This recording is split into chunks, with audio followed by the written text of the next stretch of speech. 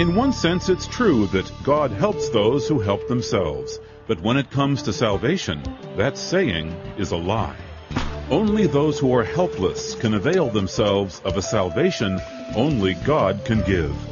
We can't add anything to the work that's already been done to secure our eternal future.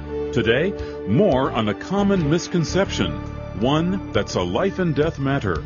Stay with us. From Chicago's Moody Church, this is Running to Win with Dr. Erwin Lutzer, whose clear teaching can help us make it across the finish line. We're in a series on 10 lies about God and why you might already be deceived. Today, Erwin Lutzer speaks on lie number 10, that God helps those who help themselves. He's helping us to see ourselves as we really are.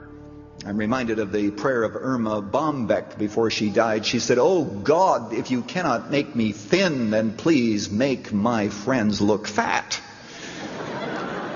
In other words, we want to be perceived in a certain way, and we'll find a mirror, we'll find some way to justify how we want to be. We are not only dead, we're deceived. And then we're depraved. Notice this, it says, following the desires of the flesh, and we're now in the last part of verse 3, we were by nature objects of wrath. By nature. That little child that's so beautiful, that little child that comes into the world that we think is so perfect, by nature a child of wrath. Let him or her grow up and you will see sinful behavior. We sin for the same reason that a bird sprouts feathers. We by nature are children of wrath. Well, that's a pretty sad story.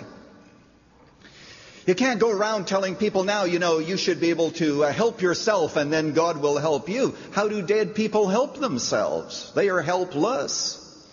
This is a parenthesis now, a commentary on contemporary culture. But you see, unless we agree with what the problem is in our hearts, we will never agree on the solution. Today you have some people who say, well, the real problem is environment. What we need to do is to change people's environment because the environment is the problem.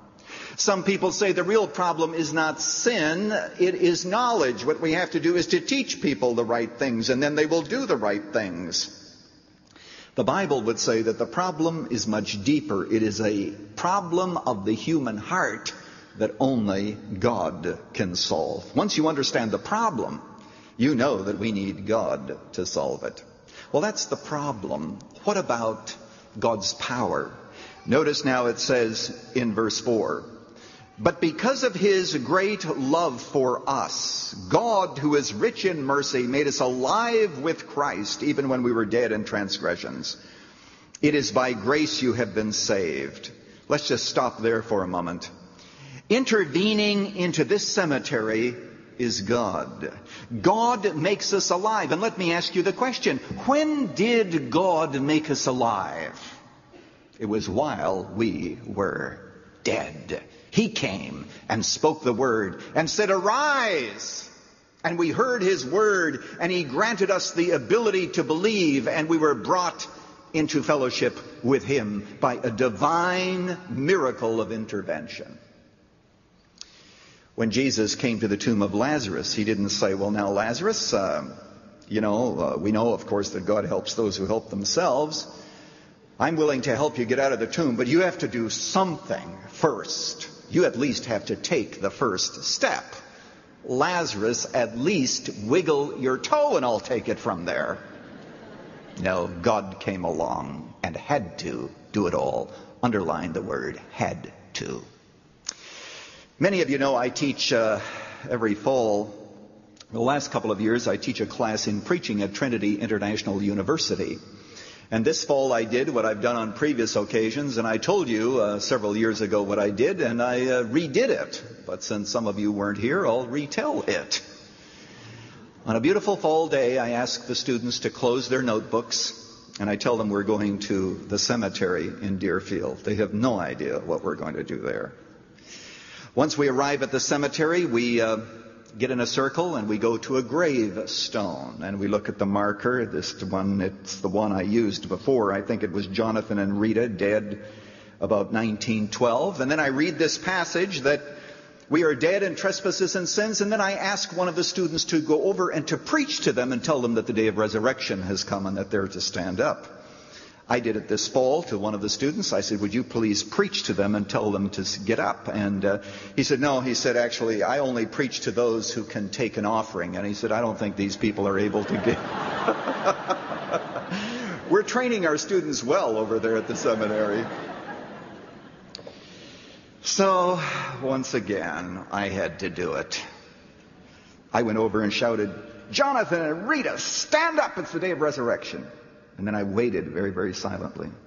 I said to the students, of course they'd rise if only they could hear me. I didn't shout loudly enough. So the next time I said the same thing with more energy and more power. And I waited for a resurrection. Fortunately, there was none. Understand? I was really glad. It's always a little scary for me to wait for those moments. Then I turned to the students and said, how do you think I felt doing that? I said, pretty stupid, so stupid that when I asked one of you to do it, you wouldn't. That's how stupid we are every time we share the gospel. Imagine preaching to dead people. Except for one fact, God in His mercy might intervene and create a resurrection. God might give the enlightenment, taking away the blindness of the eyes, the deadness of the ears. He might grant to them the ability to believe, and they may be converted. But God, who is rich in mercy, intervenes. Apart from that, it is helpless. And then I went over to the book of Ezekiel chapter 37, where Ezekiel was asked to preach to dry bones. Now, whenever I mention that at a pastor's conference, all the pastors are saying, yeah, been there, done that. Yeah, I know what that's like. But in the process of preaching, God created life. Pretty soon the bones came together, and then God breathes. And that's why, my friends, today I want you to know that we must always do it in total dependence upon the Holy Spirit, because the gospel is